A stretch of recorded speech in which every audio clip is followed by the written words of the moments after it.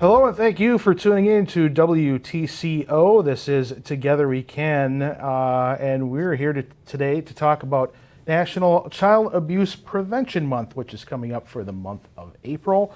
And we have some guests in our studio today. We have investigator from the Trempealeau County Sheriff's Department, Erica Coxley, is here.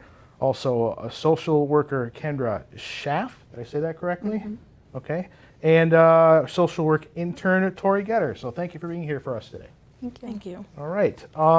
As I mentioned, April is, did I get that right? Child Abuse Prevention Month? Mm-hmm. Okay. So where are we at in regards to child abuse in Trempealeau County at this time?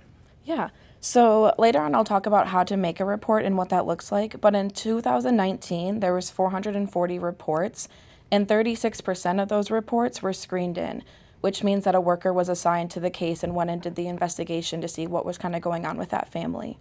And then in 2020, there was 413 reports overall, with only 31% being screened in, so it's about 113.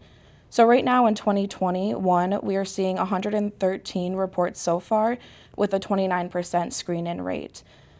So if you compare 2020 to 2021, they look pretty similar because around this time last year, there was 114 reports for 2020. So we're only one report behind from the year before. So we're on track with how everything is looking for over the years.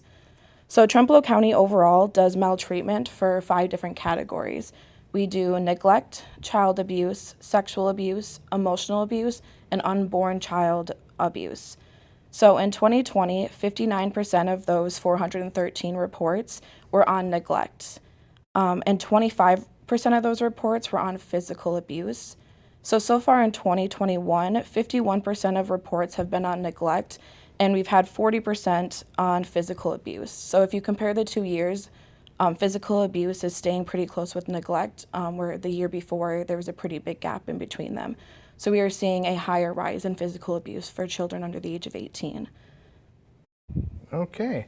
And like everything else in the world in the past year, COVID-19 has pretty much flipped the world upside down. Has that had an impact on the reports of abuse in the county at all, or positive or negative? So initially at the start of the pandemic, last March, last April, there was actually a 2-week span where we didn't receive any reports of child abuse or neglect.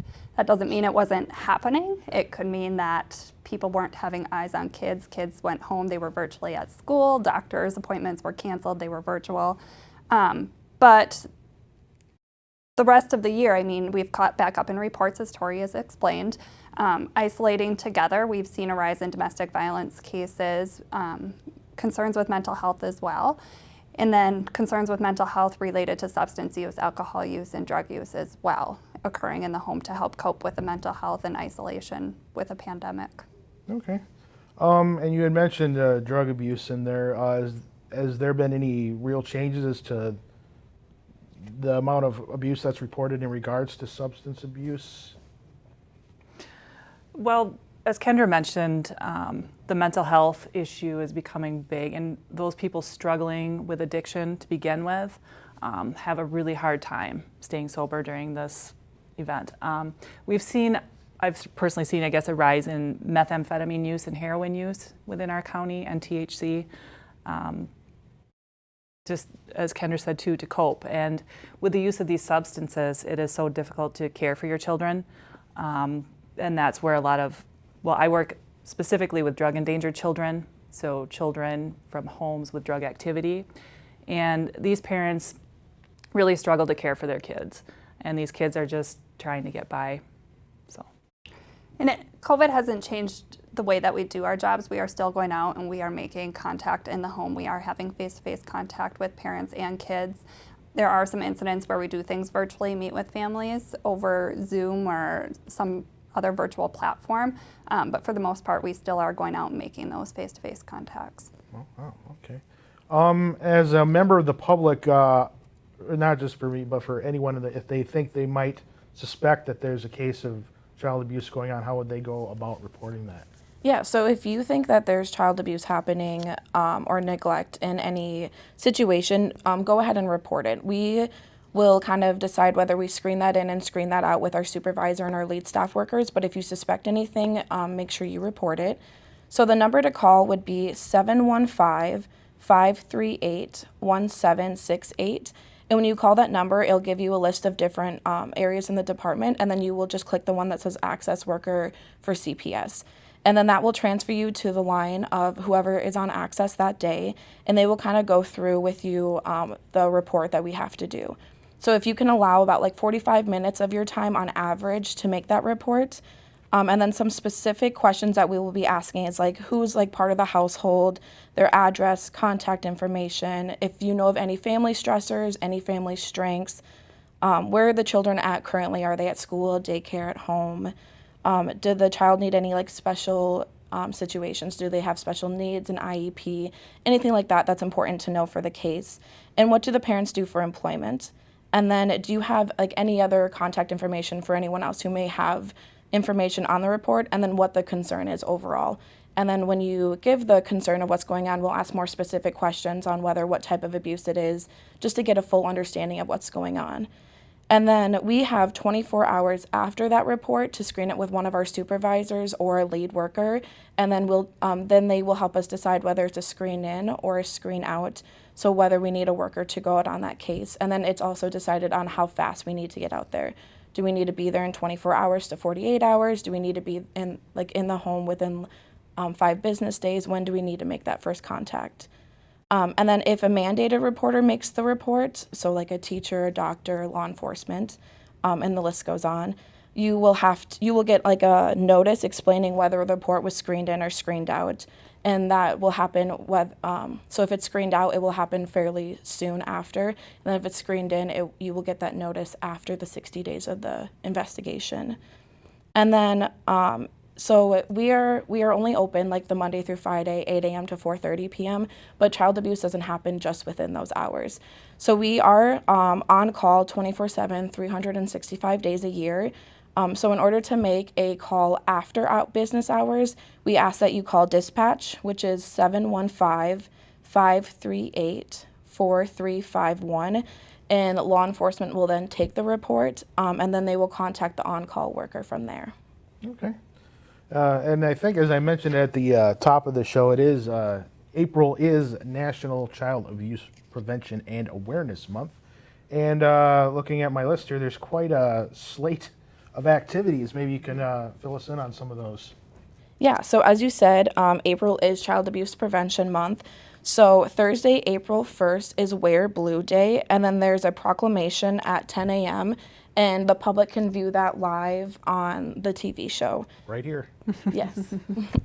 And then we also did an event with kindergartens through second grades. We sent pinwheel activities, and the school districts in Trempealeau County were able to put those pinwheels together with the class, and then they can either decide to put that on display. We have some schools that put them like in the front of the schoolyard.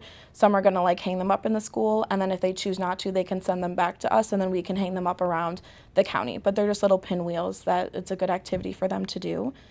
And then we also had a t-shirt drawing competition between the 5th graders in the school district in Trempealeau County. So every school that has 5th graders got the forms, and they were able to draw up different ideas on what they want our t-shirts to look like for this year. So the winner was actually from Arcadia Middle School, and we picked 2 designs this year and put them together and made our shirts. So our shirts will be coming soon. This year we're also doing a coin drive for the month of April. So we have buckets that will be around different local businesses. So if you're interested in donating or dropping off any coins or anything like that, be able to look out for different local businesses in almost all towns in Trempealeau County. We also have a poster in the Wisconsin waiting room area, which is just here in the courthouse. It's that first waiting room, and the poster just talks about different types of abuse, preventions, and just some statistics about child abuse. And there's stickers and like little tattoos and more cards of information if anyone would want more information on that. This year we're also doing a calendar of different activities, and you can find the calendar of activities at the local businesses, or we will post it on the Trempealeau Sheriff's Office Facebook page, and then it will also be in that Wisconsin waiting room. And some activities on there would be like do something silly to make someone laugh, read a book together, draw pictures, and like dance to some music. So every day is just a different activity of something you can do. There's like Wear Blue Day and all those different like fun things on there. We also will have signs, if you haven't seen them already. They're kind of throughout the county as well, and they're all in front of the courthouse as well. So we have signs for sale, and we will have stickers and different decals for sale. And then if you would like to purchase a sign that says child abuse prevention, you can come to the human services window and then just ask for them, and then an access worker or someone can bring that to you. And the signs themselves are $10 each. Okay. All right. Fantastic. Is there anything we missed? I don't think so. No? All right. Well, it looks like we're good here. That's National Child Abuse Prevention Month for the month of April, and the proclamation is April 1st. Correct, at 10 a.m., and you can watch that right here on WTCO. And I guess that wraps it up for this episode of Together We Can.